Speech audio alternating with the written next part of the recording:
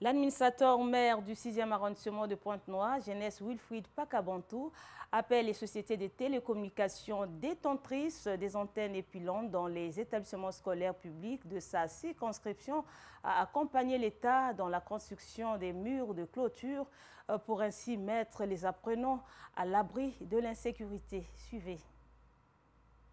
Les sociétés de communication ont eu comme champ de prédilection les établissements publics pour installer les pylônes. Oui, on le veut bien. Mais au bénéfice, l'école gagne quoi? Il faut que nous aussi, on se pose cette question. Je suis l'administrateur maire, j'autorise à ce qu'on installe un kiosque, un bar, bon, je ne sais quoi autour de l'établissement scolaire où doivent étudier les enfants en toute sécurité, à l'abri de tout type de danger, d'ordre moral, d'ordre physique. Et ces mêmes installations vont contribuer à détruire l'établissement ou aux installations des établissements.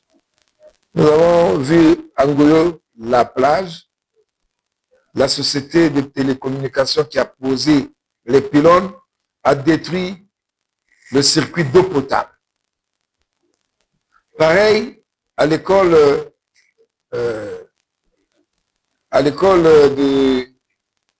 de Pierre Tchikaya de Boampire, le collège Pierre Tchikaya de Boampire. Alors là aussi, nous appelons au civisme, nous appelons au patriotisme, à l'amour de la patrie. Ils ont déjà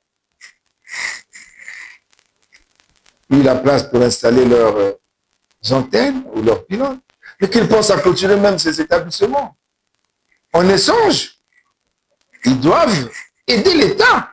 Si l'État leur octroie l'autorisation, ou leur donne l'autorisation d'installer ces pylônes, alors ils doivent clôturer les établissements, mettre les sanitaires et même donner Internet dans les établissements scolaires pour que les enfants ou les enseignants fassent des recherches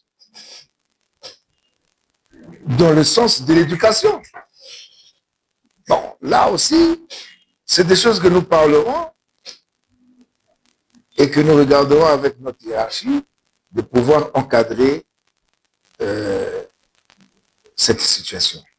Et nous avons vu, en gros, la plage, on ne peut plus faire un deuxième bâtiment, puisque là où ils ont placé l'antenne par rapport à l'espace ou au périmètre de l'école, si demain on veut développer cette école en mettant un autre bâtiment, on aura des difficultés pour installer un bâtiment scolaire, alors que là-bas, nous avons plus de 32 000 habitants.